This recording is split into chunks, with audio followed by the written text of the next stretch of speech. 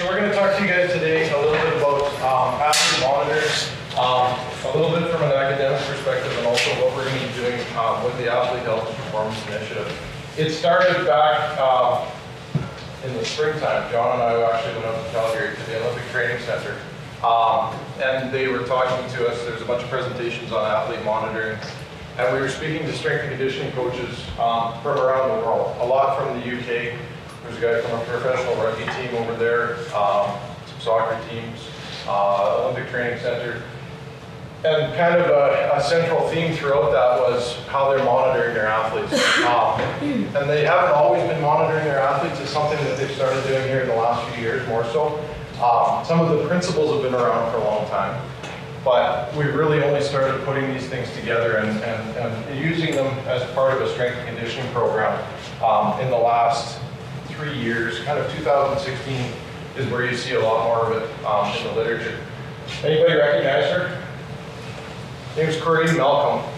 She's a U.S. biathlon athlete, or was a U.S. biathlon athlete. I'll read you her quote here.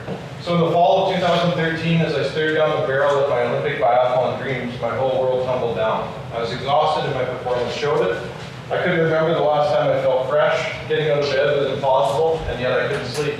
I was developing what I felt like were upper chronic respiratory tract infections. One October day, I felt like my breaking point. I had likely broken over a year before due to multiple confounding factors of too much training, too little recovery, long-term stress exposure. I had overtraining syndrome. Overtraining syndrome is something that I'm sure everybody here has heard about, especially in the last little while. It's got a lot of spotlight. I'm sure everybody in here can think of athletes, amateur athletes, as well as professional athletes who've had what they call overtraining syndrome and probably quit their sport. So Corinne had to watch the rest of her Olympic team walk into Sochi from her couch. She quit biathlon immediately after that and hasn't been on skis since. She'd skied since she was a little kid. It's something that we see a lot in aerobic athletes, probably more so than team sport and aerobic type athletes, but it's not unheard of in those sports as well. So hopefully that isn't something that's new to everybody in here. How about those two? Anybody recognize them? Some of the older people in here might recognize number 50 up there. Patrick, you know who I don't know. Dick Butkus. Anybody know who Dick Butkus was? So he's probably the most prolific linebacker in Chicago Bears history, one of the best linebackers to ever play the sport. James Harrison played from 2002 to 2017. Butkus played from 65 to 73. They both were linebackers in the NFL, both at the top of their position, top of the league. Anybody notice any differences between those two? Size difference. You'd think, although Dick Butkus was 6'3" and 245 pounds, and James Harrison was undersized at 6 feet and 242 pounds. So it's not just a size difference, what is it? It's a body composition difference. Look at the muscle mass between those two athletes. How do you accomplish that difference in performance? Now, we don't have Dick Butkus' 40-yard times. I don't have his bench press results, but I guarantee you James Harrison is stronger, faster, more powerful. Why? What's the difference? Load. Training load. Whether it's volume, intensity, it's load. So we ask our athletes to be faster, stronger, more powerful than they have ever been in the history of sport. The only way that you do that is by applying more load. There's only so much load the human body can withstand, and so after a period of time you end up with athletes who are developing overtraining. You're walking a fine line between undertraining and overtraining all the time. So does anybody know the story? I guess if you didn't recognize it, you won't know the story about Dick Butkus. So he had no structured exercise program when he was playing in the NFL. Didn't lift weights. All he did was he ran and he played football. So he's playing based on talent, as well. He was an oversized linebacker at the time. So his knee was so bad at the end of the 1972 season that he couldn't play anymore. He'd run out of a contract, and in the summer between 1972 and 73 season, he went to a guy named Arthur Jones. So Arthur Jones, anybody know that name? He developed the Nautilus. strength system. He trained a whole bunch of bodybuilders at the time, and at the time, those were the only people who were lifting weights. So he went to him and said, I can't play football anymore, my knee is destroyed. They'd been shooting his knee up with cortisone injections for the previous 3 seasons. When he got to Arthur Jones, his knee was bent out to the side at 90 degrees. He had no knee left, it was mush. Had no muscle mass, it had just disappeared. So Arthur Jones said, you're going to be lucky if you don't lose your lower leg. So he said, I could probably get you to play football for long enough that we'll get you another contract. So what they did, he said, it's going to be really painful, but I'll give you a training program. He gave him the training program. They built up so much muscle mass in his leg that it held his knee together. The Chicago Bears were so impressed with the progress that he'd made and the muscle mass in that leg that they signed him to a 5-year, no-cut contract.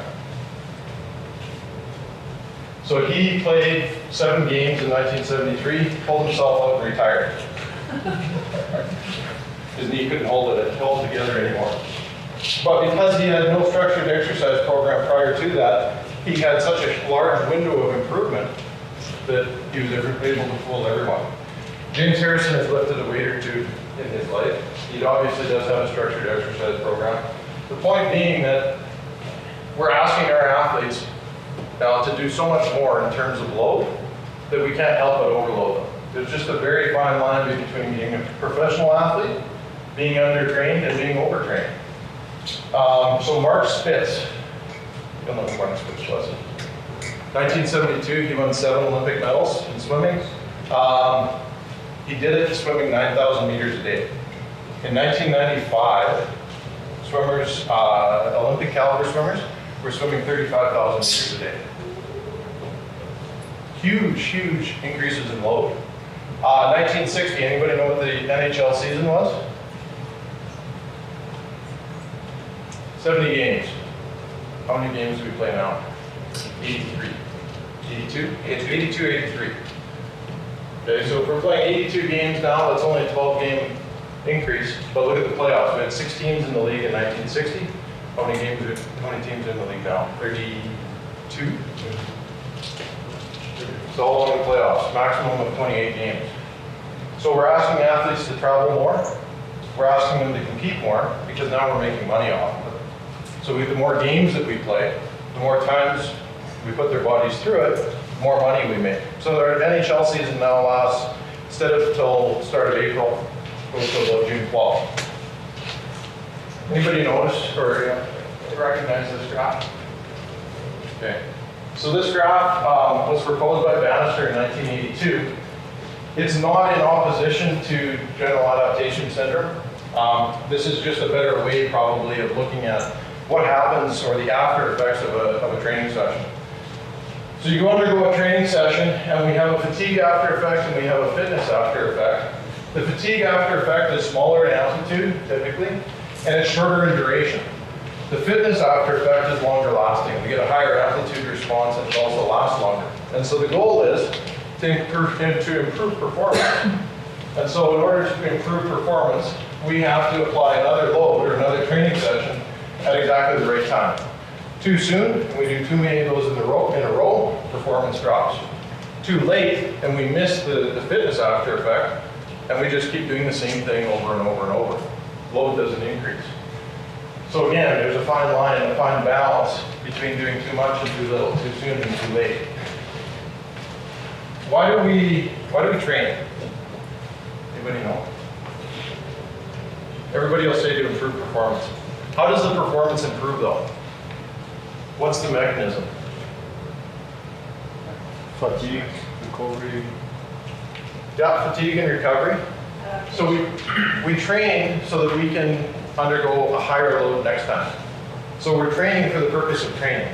So if we train all the time and we use the same load all the time, we never improve. But if we can train, make ourselves stronger, make ourselves faster, then the load that we can use in our next training session is higher. And that's the goal over and over and over, and that's how we improve performance over time. So we're training for the improvement in performance, but really we're training for the sake of training. This is what steroids do. In part, this is what creatine does for us.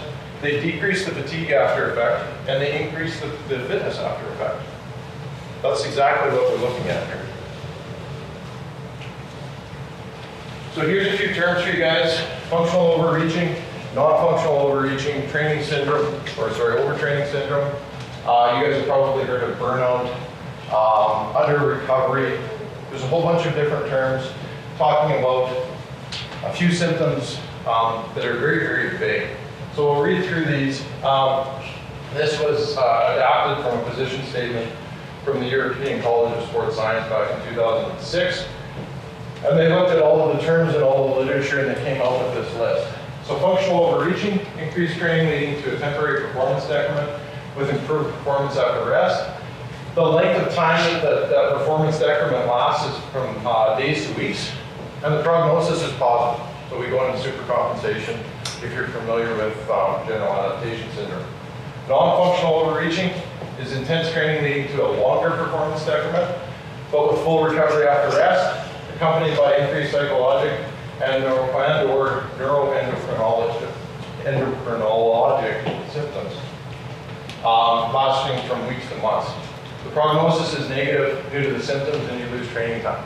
Lasts so long that you lose training time. Overtraining syndrome, on the other hand, is consistent with extreme non-functional overreaching, longer performance decrement, so greater in length than 2 months, more severe symptomatology, maladaptive physiology, we get psychologic symptoms, and or additional stressor that's not explained by another disease. This lasts for months. Prognosis is of course negative, and symptoms can lead to quitting their sport. Would you guys be able to diagnose overtraining syndrome based on this? Pretty big. Okay, if you guys heard the term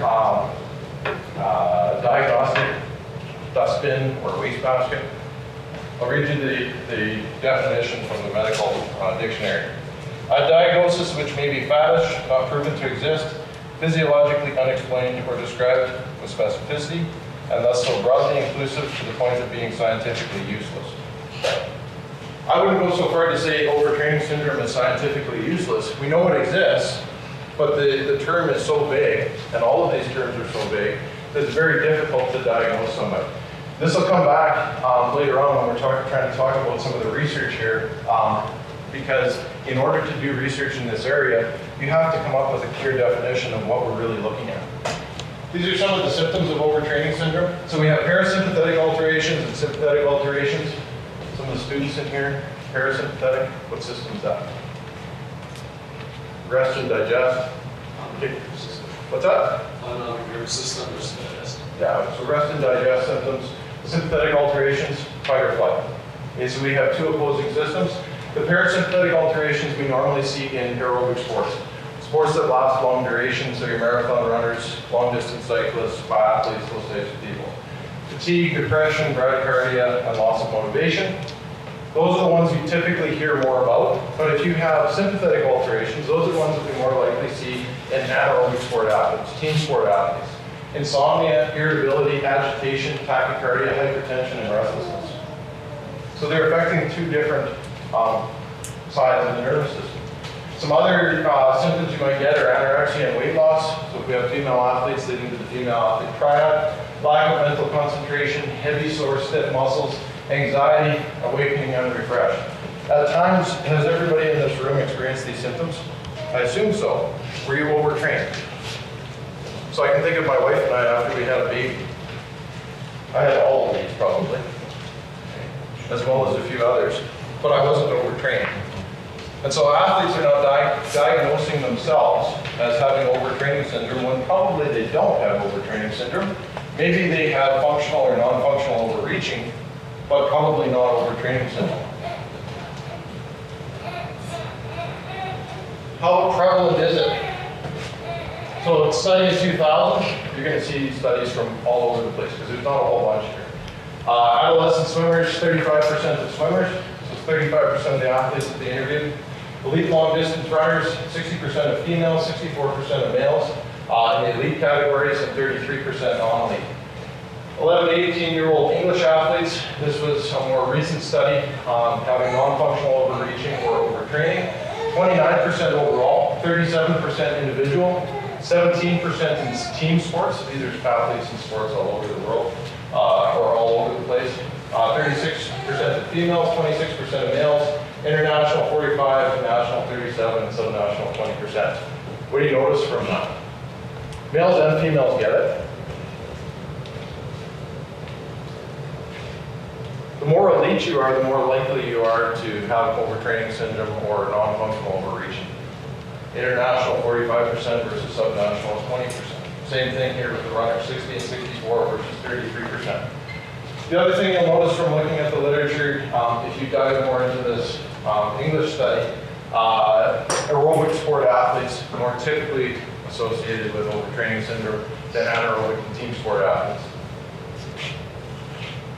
So before we can discuss how prevalent it is, come back to that definition. How clear is the definition of overtraining syndrome? I don't think it's very clear. Okay, and then how do they measure it? Most of these are using a wellness questionnaire. So they're giving a wellness questionnaire to all of these athletes. They could use heart rate variability, they could use other physiological measures, but they didn't. They used questionnaires. So how well do you think an 11-year-old knows their body? Probably not well enough to answer this accurately. So there's some gaps in the research here. What I'm getting at is it may or may not be as prevalent as we think it is. We don't really know. We're just kind of guessing here. There's also this under versus overtraining paradox. So this is a hypothetical model. It says there's evidence for it, but this model itself hasn't been proven. The idea is that injuries or the risk of injury is going to rise as fitness goes up and eventually plateaus. So the more load that the athletes are going to undergo, the higher risk they are of injury. On the other end of the spectrum, we have more injuries with less training. The whole idea with training is that we make our athletes resilient. That we make our athletes resilient to the loads that we expect them to undergo throughout the season. That's the point. Because if we don't do that, at what time of the year are athletes most susceptible to injury? Where do we see the most injuries? You guys know. Preseason. Okay. You see the most athletes, typically soft tissue type injuries, non-contact injuries, preseason. And why? Because they haven't prepared for that season. They haven't undergone the rigorous training that they need in order for their bodies to adapt. And so we see injuries at both ends of the spectrum, and we'd like to live in this zone where our fitness is kind of peaked before we get into the endpoints of that plateau. Performance is at the highest because we have the most athletes playing. We have the least injuries on the team. So it's a J-shaped relationship. So most injuries occur in one of two situations. Either one, when the athlete is physiologically or psychologically unfit to handle the load. Or two, the athlete needs rest. They're well trained, but they need rest. So here's the other side of it. Okay, so we've looked at the overtraining. This is the undertraining side of the paradox. A couple studies here. These were both on rugby teams. And you'll see the same names over and over and over in the literature. Wintz in 2016 looked at an elite rugby team, and they looked at the number of preseason sessions that they completed. This isn't necessarily strength training. They didn't define. This was their strength training and their on-field training all combined. And they looked at the percentage of games missed due to injury, and you see a downward trend there. And that's indicating that the more preseason sessions that they attended, in general, those athletes that missed less games. They were more fit. They were more fit for their sport, not aerobically or anaerobically. They've just been prepared for the rigors of the season. How about this one? Again, this is a rugby team. This is an elite level rugby team. 2001, 2002, and 2003. And you can see here the training load that they underwent, and this is preseason, the injury rate, and this is a change in VO2 max. So in 2001, there's a few ways of interpreting this. So in 2001, they had a high training load, they had a high injury rate, and they didn't have very much change in VO2 max compared to the other two seasons. Now, none of this was statistically significant, but you can see a trend. The next season, 2002, their training load went down, and look at what happened to their injury rate. Cut in half. VO2 had a trend upwards, so they were more fit in theory. And in 2003, training load went back up a little bit, injury rate continued to go down, and change in VO2 max. So how do you interpret this? Just by looking at the data, yeah. 2003, they reached an optimal training load wherein they could see at least 11 degrees the most amount of delta VO2. Yeah, that's one way to interpret it. You're not wrong. So what they said was, we were overtrained in 2001. The next season, we didn't do quite as much training, and as a result of that, we had more people who could train, therefore, their fitness changed. Their power went up as well. Okay, anaerobic power, we're gonna put that up here. However, what they didn't mention until you go into their participant data, and at the end of their study, they discuss their limitations. In 2001, the average age of their athletes was 22.9. 2002, it was 19.6. 2003 was 21.5. Years of rugby experience in 2001 was 16.7. 2002 was 11.4. And 2003 it was 9.7. What do you think 17 years of rugby does to your body? It takes a toll. So what's really happening here is we've almost cut their training age in half from here to here. So it isn't necessarily the fact that they were overtrained, it's the fact that their bodies were worn out from 17 years of rugby. And then we see that training age as it goes down, we see less injuries. So experience doesn't always necessarily lead to improved performance. That's a little bit tough to see, but that can be brighter. All right, so monitoring load. How do we monitor? The general theory here, or not the general theory, the gist of what I'm trying to get across is that we need to monitor something. How do coaches right now, without looking at these things, how do coaches right now monitor load? What do you do to monitor load? Typically what you hear is gut feeling. I know my athletes, and you're going based on experience. Those things, I'm not going to say they don't work, but there's other things that we could be doing to enhance what you're already saying, okay? So if we're not using anything other than gut feeling right now, we don't really have any data to back it up. And as part of that problem, part of your gut feeling and talking to your athletes, if you hear from 5 athletes, we're tired, we're sore, what 5 athletes are you hearing from? Are you hearing from the 5 athletes that are the most vocal about those types of things? Are you hearing from the 5 athletes who really are sore, who really do need a break? Are you not hearing it from the other 25 athletes? And is the training load exactly right or under training for the other 25 athletes? We don't really know. And so what we're basing it on is the most vocal players, most vocal athletes. And sometimes those responses are skewed. Or a lot of times those responses are skewed. And so then to reduce training load based on that, for your other 85 athletes on the team, we're doing a disservice to them. Because those athletes may now be undertrained actually. So we need a way of monitoring load for every person on the team, individually, so that we can make individual alterations to that training load, or maybe a team alteration based on what we're seeing. But if we're not tracking it, if we're not measuring it, and we're basing everything on gut feelings, we can't make decisions based on it. So the International Olympic Committee met in 2016. They knew there was a problem, and they knew there was a whole bunch of ways in the literature out there for monitoring load. External load and internal load. External load, okay, so load in and of itself is basically the stress on the athlete's body. So sport and non-sport stresses. External load is training competition time, frequency, type, things that we can measure. So that's what we're going to measure. We're going to measure how long they were in competition for, how many times they were in competition. You can do time motion analysis, so GPS tracking. So you put GPS monitors, very common in soccer and rugby, on the athletes. It tells you how fast they were moving, so average speed, how long they moved for. It gives us a whole bunch of really useful information. Can we use that on a baseball pitcher? Probably not, because they're not moving. So we can't use the same measure on every athlete in every sport. So maybe something like movement repetition counts, so number of pitches thrown. Or if we have volleyball players or athletes, number of jumps in a practice, or something like that, that might be more beneficial to us. We can look at power output, speed and acceleration, neuromuscular function, so typically looking at counter movement jumps. Could be looking at sprint speed, so a 10-meter sprint. movement repetition counts, distance, and then acute to chronic workload ratio, and we'll talk more in depth about that. The ones that I have stars beside are the ones that we're suggesting that we have a look at in athletes as athlete health and performance. The internal load, on the other hand, is how that athlete is handling those things.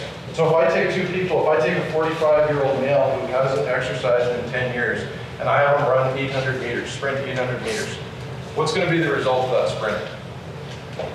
He's going to pull a hamstring, he's going to have a heart attack, it's going to be negative, he's going to become injured. What happens if I have one of Wade's 800-meter sprinters do the same thing? We're going to end up with a faster time. What else? Are they going to become injured? I hope not, because they're ready for that, they're prepared for it. So we end up with two different results from the same external load. So if we're only measuring external load, that only gives us half the story. We also have to measure internal load. So what's actually happening inside that athlete's body, this is where we get the individual difference part coming in. So perception of effort, so we can get an RPE scale. Sessional rating of perceived exertion or perceived effort, so session duration in minutes times RPE. Psychological inventories, there's the POMS, the RSQ, sport, there's a whole bunch of them out there that we could use. Sleep, so quality and duration. There's biochemical, hormonal, immunological assessments.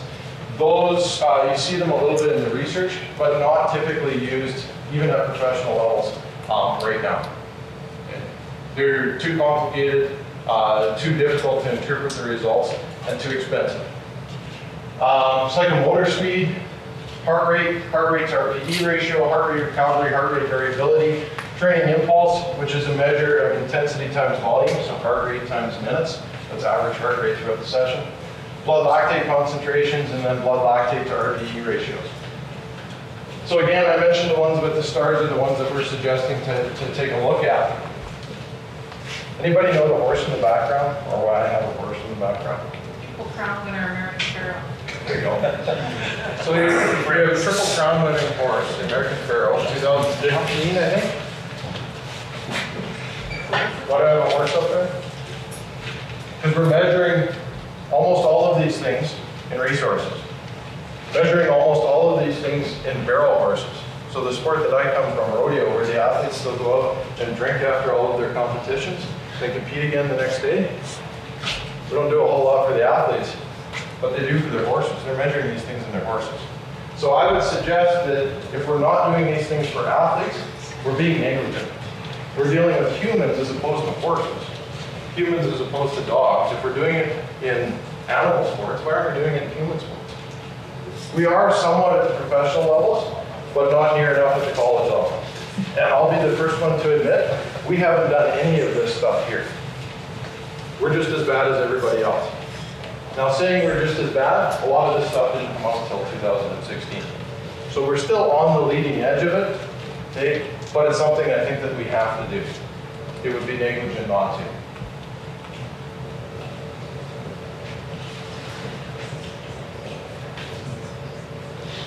So acute to chronic workload ratio is one of the factors we're suggesting that we look at. In a lot of the older literature, what they were looking at was the training load in and of itself. Did you have a high load? Did you have a low load? And they're trying to link high loads to injury rates and low loads to injury rates. But that only gives us part of the story. It's also the application of those loads. Okay? So what was the rate of application of the load? Because if all we're looking at is the intensity, again, if we go back to that 800-meter runner, we could get that 45-year-old, as much as Harold thinks that we can, that 45-year-old in shape so that he could run that 800 meters, not as fast as one of Wade's athletes, but so that he could sprint it and not become injured. How would we do it? We would apply load over time, increasing intensities and increasing volumes of load over time. Acute to chronic workload ratio is looking at a 4-week rolling average of the chronic workload to 1 week of acute workload. So what we do is track sessional RPE. So what is your rating of perceived exertion after every session, times the minutes of duration of that session. In order to do this properly, that means every session. It doesn't mean every session in the weight room. It means every time they practice, Every time they play a game, every time they're in the weight room, every time they go for a swim on their own with their buddies. Everything that they do that's exercise-based has to be tracked, and that's the key to this. And I understand that that is going to be difficult to administer. Okay? But it has to be done by the athletes. It'll take them about 2 seconds afterwards. Okay? It's done on their phone. That's what these guys are going to talk about. So acute to chronic workload ratio, if it's less than 0.8, we're at a risk of undertraining. We're detraining right now. 0.8 to 1.3 has been shown to be the optimal load. So that's the safe range for our load to be in. And if all of a sudden it jumps up to greater than 1.5, now it's excessive load and that athlete is at risk. Okay. Very easy to track, sessional RPE in minutes of duration. So if we're at 0.8, I would suggest this is a deload week.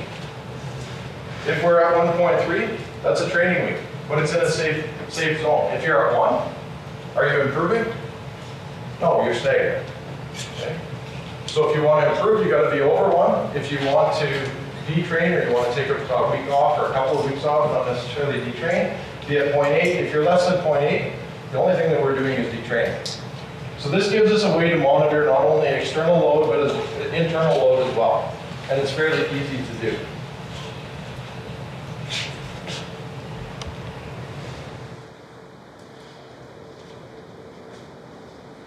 Okay, so now we're going to hop in and we're going to review our athlete monitoring system that we're hoping to use here at the university with our athletes. So our system would be computer software that then the athletes would download the apps on their phone. So it's very easy for them to fill everything we need to fill them filling out on their phone, and you can also send them messages that way.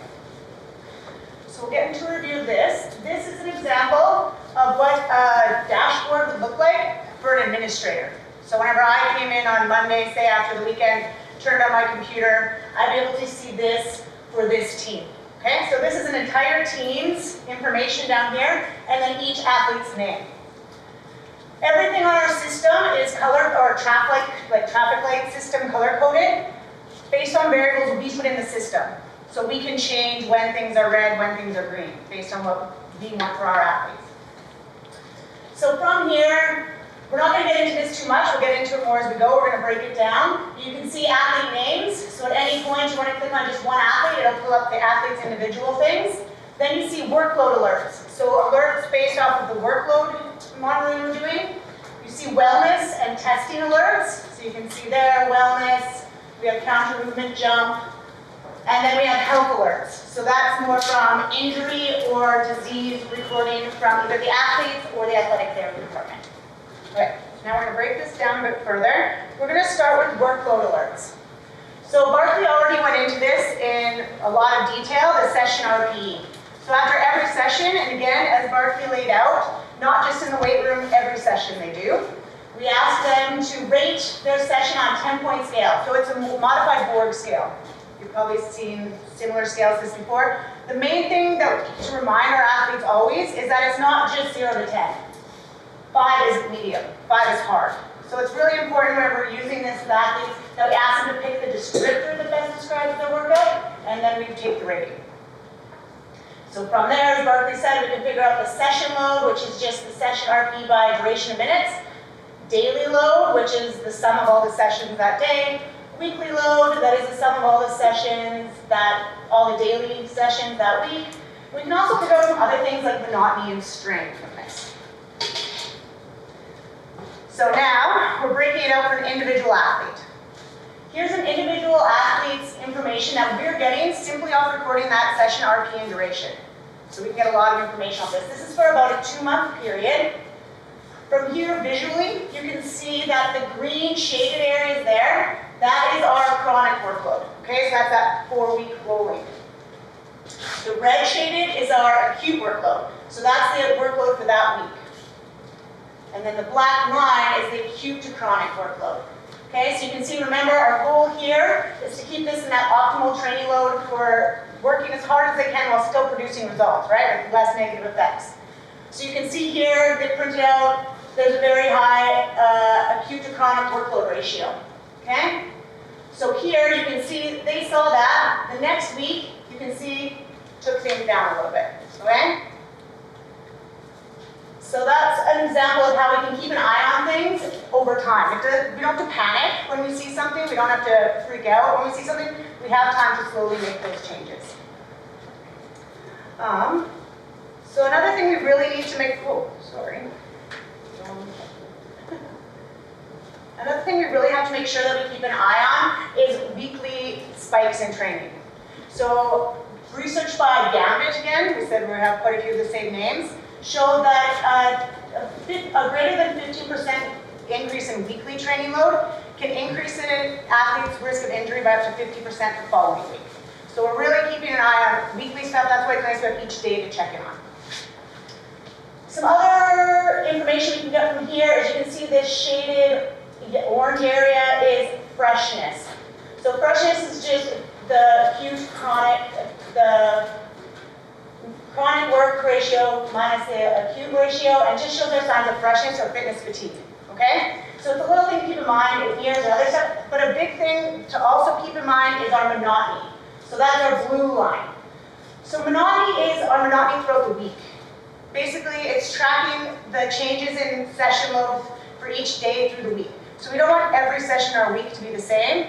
That's also something when associated with high workloads has been shown to increase our chances of overtraining or disease sickness. So that's another thing to keep in mind. We want to make sure through our week we're undulating our training loads. Okay?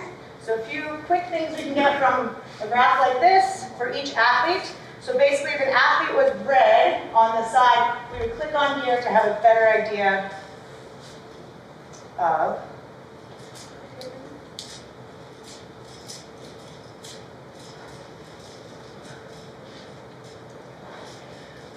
okay, so away from that, now we're talking about the wellness and the testing alerts. So you can see on the far end of that dashboard, there was a wellness testing.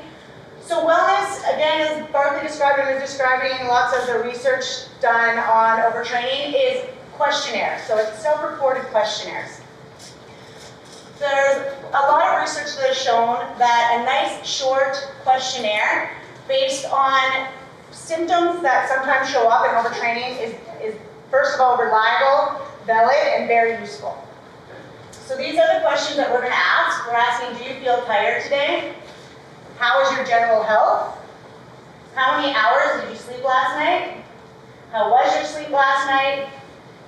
Do you feel some muscle soreness? And how is your mood? So on every Tuesday, Friday, and Sunday, this questionnaire will go out to our athletes and we'll ask them to fill it out and we'll track their responses. So again, we're thinking of some of our athletes, every time they fill this out, they're going to say they had 5 hours of sleep. Right? So first of all, that's good for us to know. We can have a conversation with them.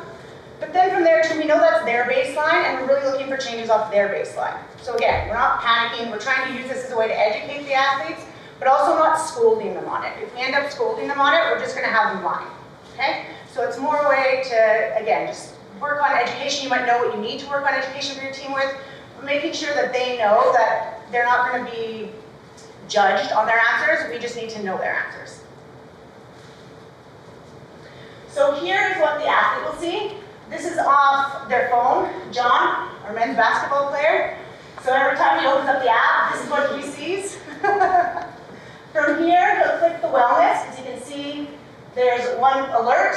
And then here's an example of just how many hours sleep did you get last night and their options. They just tap it. And then they do that for everyone. So first, do you feel tired today? Would pop down, they pick it, and it just goes through. And at the end, they save it. It's as simple as that. It takes about not even a minute every day. And then we're back to what we get to see as administrators. So as an administrator, our athlete filled that out, say it was on the Tuesday. We come in, we open it up, and there was actually alerts here for fatigue and for health, okay? So we knew that because there was red on their dashboard, and then we clicked in, and then we clicked down. The app gives us some examples of things we can do or we should be looking at. And then the reason, it also shows us the reason why we have the alert. So basically the blue bars are your results for today, and the orange bars are the result for the previous 28 days. So it's rolling information. So we know there was a significant change in fatigue and health there. So it's definitely something that's flagged that we check in on the athlete. Okay, so again, when I talk about their averages, it's a good way to look at it that way. Okay, and now for the next one we're looking at is our test. So our test we've decided to use is counter movement jump. Right now we're in the process of the counter movement jump, fooling around with some technology. We're working off a single force plate right now, and we're likely to be moving that into the lab. So the reason we're using counter movement jump is because it's been shown to be, it's an objective measure that's simple, practical, and valid, and also very reliable, not only to measure lower body power, but also to show us fatigue, both immediately after training sessions and in the recovery periods after. So it's been linked to being able to be a marker of neuromuscular fatigue, which is what we're trying to look at. So what we're going to ask our athletes to do, they will come in. Right now we're doing weekly with our trial athletes. Based on athlete volume, it might go to bi-weekly. We're going to ask them to come into the lab, so the biomechanics lab, and they'll do a 10-minute warm-up. That warm-up will be some good general rehabilitation of range of motion type exercises. That'll also be good for them to get in at least once every 2 weeks. So after the warm-up, they'll take a short rest while we zero the platform, and then we ask them to get on the force plate. The jumps you can see are hands on hips, so that's to take any effects of arm swing out of the jump. We're just looking at what's happening in their lower body, okay? So it takes out less factors. We're asking them to stand as still as they can before each jump, dip down and drive out of the jump as quick as they can, jumping as high as they can every jump. So they've had their warm-up jumps prior to the test, okay? We ask them to do 5 jumps, and we take at least 30 seconds between each jump for them to have a little bit of a rest. And then that's it for the athletes. From those 5 jumps, we take their 3 best jumps closest together, and we're going to take the averages for those 3 jumps to put into our system of tracking. We've decided right now that we're going to take the peak velocity of the jump, which is right there, that F, as our factor to track every week. We'll have a lot of other factors from the jumps in the background that we'll look into once in a while, but to track every week, we decided to take the peak velocity, which is right there because it's been seen to have a really low coefficient of variation. So it's just been seen to be very reliable in that area. Okay, so now over to health and John. Perfect. All right, so another component of the software that we're looking to kind of use here is that we have an option to self-report any issue that occur from an athlete as well too. So if they were out on the weekend, we'll say for instance, and they slipped on some ice or they hit their knee or hit their shoulder, they have an option on this app as well too to kind of go ahead and pinpoint an area that might be of a concern to them, whether they've landed on their shoulder or anything else as well too. So that would automatically get placed into here, but what you were doing, how did it happen, and be able to kind of track things more on a, whether it's a training-related issue, whether it was a person-related issue, those things as well too.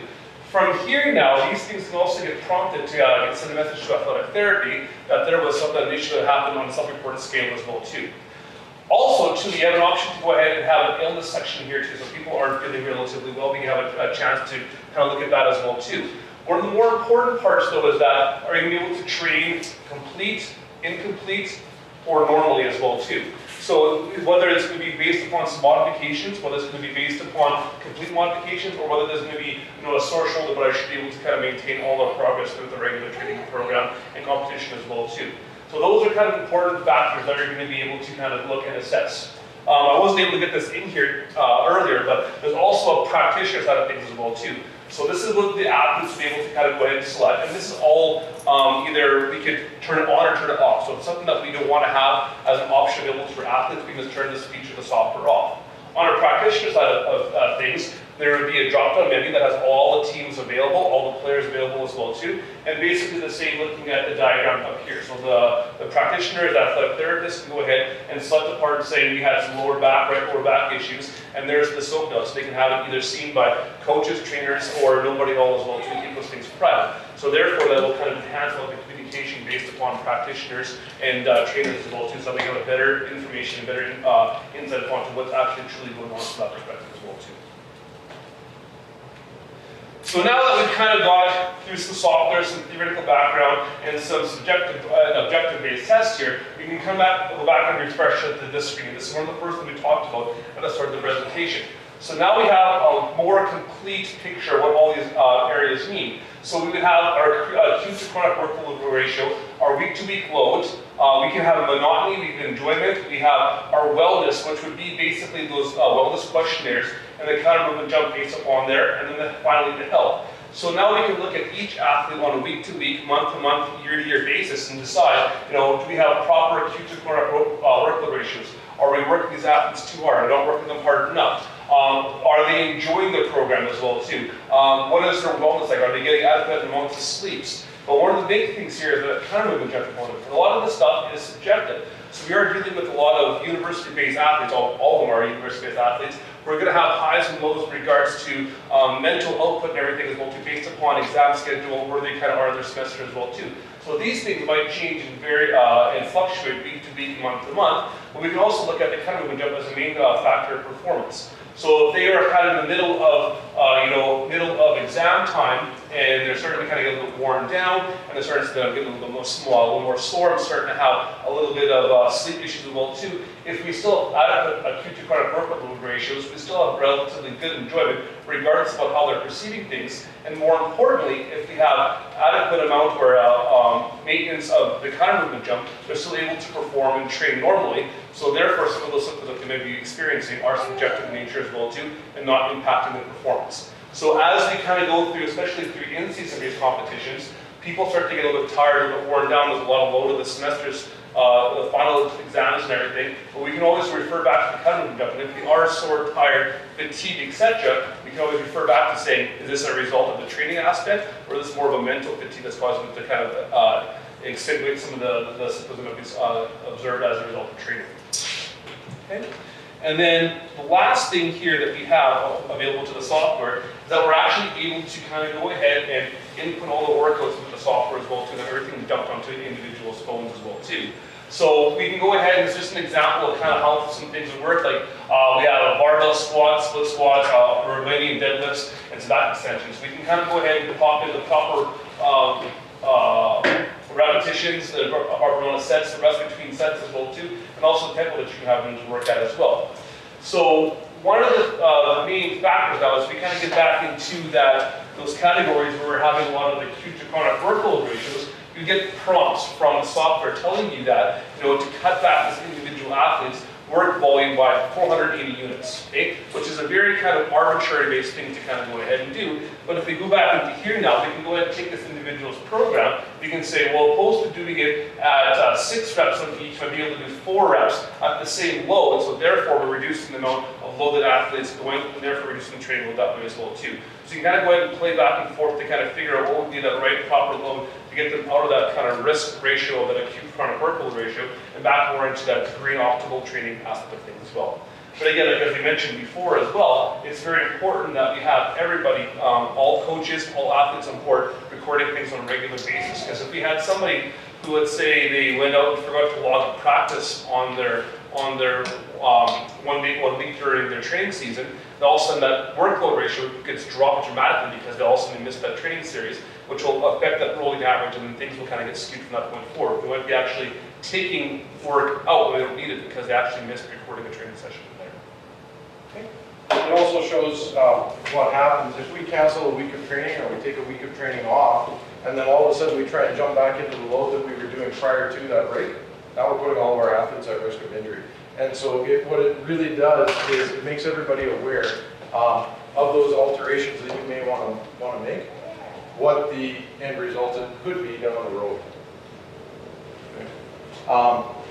So I'm not saying necessarily that we need to implement all of these things all of a sudden right away. I'm saying over time we should probably start looking at some of these things because it's not necessarily that hard. What we're doing right now is guessing. I don't like guessing. I don't think anybody who works at a university necessarily likes guessing. But that's what we do a lot of in athletics. There's only a few people in the world that are allowed to guess. Guess and weathermen. The reason that I had that American Pharoah horse up in there as well, that horse has made its owners about $100 million over the last 4 years. breeding fees are about $30 million a year. So that kind of rivals every athlete you could think of, whether they're in the NFL, NBA. So that's why they're monitoring all that stuff. Anybody have any questions? Thank you.